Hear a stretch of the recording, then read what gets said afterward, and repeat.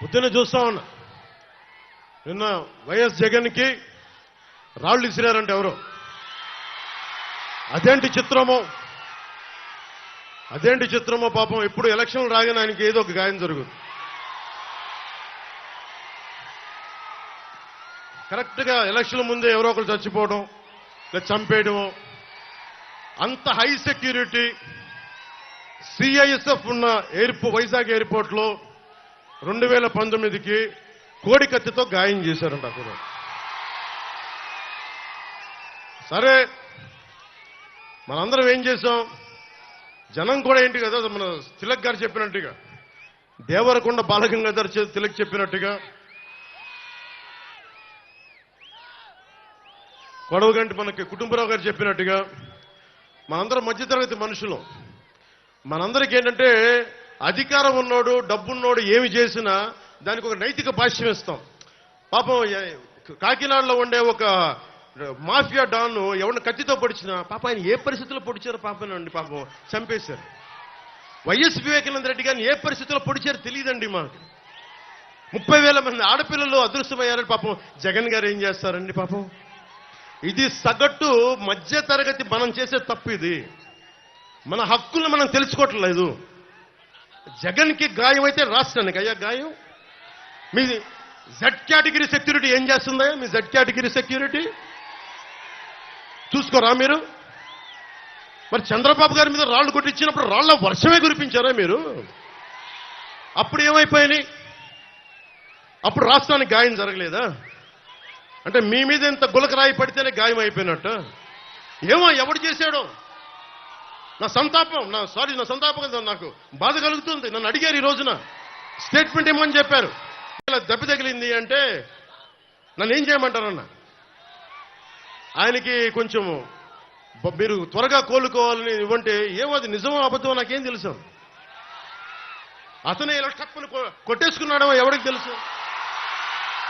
తెలియదు కదా. ఎందుకంటే కరెంటు పోయింది, దండలు ఉన్నాయంట. ఆ దండల్లో వాళ్ళే రాయిపెట్టి కొట్టుకున్నాడేమో, లేదు నిజంగా పోని ఒకసారి నాన్నా పులి కథలాగా ఒకసారి చెప్తే బాగుంటుంది. ప్రతిసారి ఎలక్షన్ రాగానే జరిగితే నిజంగా పులి వచ్చిన నాన్నా పులి కథలాగా అది అబద్ధం అనుకుంటాం. సరే, నిజంగా మీ మీద రాయిసినోండి మీరు పట్టుకోండి. ఎదురుగా పొడిచిన వ్యక్తినే ఈ రోజు వరకు మీరు పట్టుకోలేదు. జైలు నుంచి అతను బెయిల్ ఇప్పించారు 5 సంవత్సరాల తర్వాత. కోడికత్తి వ్యక్తినే. ఈ సెంటిమెంట్ డ్రామాలు దయచేసి ఆపండి. ఈ నాటకాలు భరించలేకపోతున్నాం.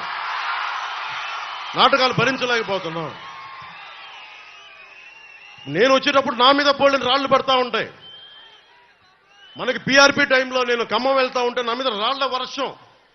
మా వాళ్ళందరికీ మోకాళ్ళు ఇరిగిపోయినాయి, నాకు ఈపుల మీద రాళ్లు పడ్డాయి. ఆ రోజున చెప్పుకోవడానికి మీడియా కూడా లేదు. మొత్తం కరెంట్ ఆపేశారు రాజశేఖర రెడ్డి గారి ప్రభుత్వం. మరి దెబ్బలు తిని మేము వచ్చాం. నా స్టేజ్లు కూల్చేశారు.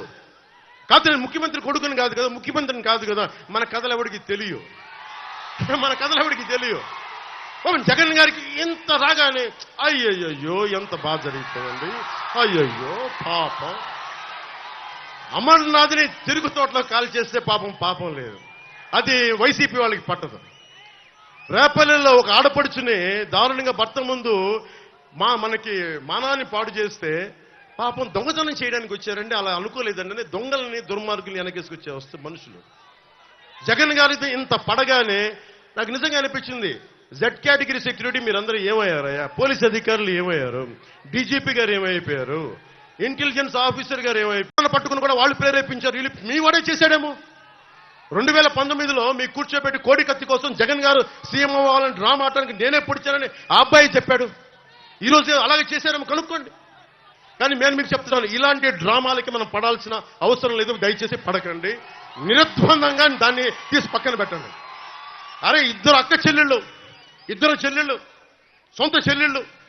అరే, మా నాన్నగారిని చంపేశాడు, మా చిన్నాయని చంపేశాడంటే అడ్డగోలుగా బద్దలు కొట్టి కత్తితో పొడిచి చంపితే అందరూ గుండి పొడిచి పడిపోయింది. వీళ్ళ కథలు మనం ఎలా నమ్ముతాం? ఈరోజు ఆయన వివేకానంద రెడ్డి గారు అమ్మాయి సునీత గారు వైరాలజిస్ట్. ఆవిడ అమెరికాలో చదువుకున్న వ్యక్తి, వైరాలజిస్టు. కరోనా లాంటి వైరస్ ని ఆవిడ దాని మీద నిజంగా వైద్యం చేయగలిగే వ్యక్తి. ఆవిడ కూర్చొని నా తండ్రిని చంపారంటే ఒక్క పోలీస్ అధికారి దాని మీద మాట్లాడు. CBI central bureau of investigation వస్తే కడపలో కోర్టులోకి వెళ్ళనివ్వరు వాళ్ళని. ఇంత దారుణంగా ఉంటే మనందరం కూర్చొని చేతులను పుడిచి కూర్చున్నాం. మనకు పౌరుషం చచ్చిపోయింది, మనందరికీ చచ్చిపోయింది. ఎందుకు నేను వ్యతిరేకపడడం చీలద్దు ఎందుకంటానంటే ప్రజాస్వామ్యాన్ని కూలి చేసేవాడు ఒకడు కూర్చొని మనందరినీ పొడుస్తా సంపుతా దోపిడీ చేస్తా ఉంటే ఎంతకాలం భరిస్తాం? ఎంతకాలం? సుగాలి ప్రీతి 14 ఏళ్ల బిడ్డని స్కూల్కి వెళ్తే 10 మందిని నాశనం చేస్తే దాన్ని పట్టించుకోడు ఎవడు. జగన్మోహన్ కి బొక్క పడితే, చిన్న గులకరాయి పడితే రాష్ట్రం అంతా ఊగిపోద్ది. సగటు మనిషి బాధ మనకి తెలియదు. సగటు మనిషి బాధ మర్చిపోయాం. నిజంగా నాకు ఆవేదన ఉంది, ఏడుపు వస్తుంది. తప్పు జగన్మోహన్ రెడ్డి కాదు, మందే. మనకు పౌరుషం చచ్చిపోయింది. ఇందాక తెనాలో చెప్పినట్టుగా దాస్యం చేసే కంటే కూడా చచ్చిపోవడం మేలు. దాస్యాన్ని ఆపేద్దాం.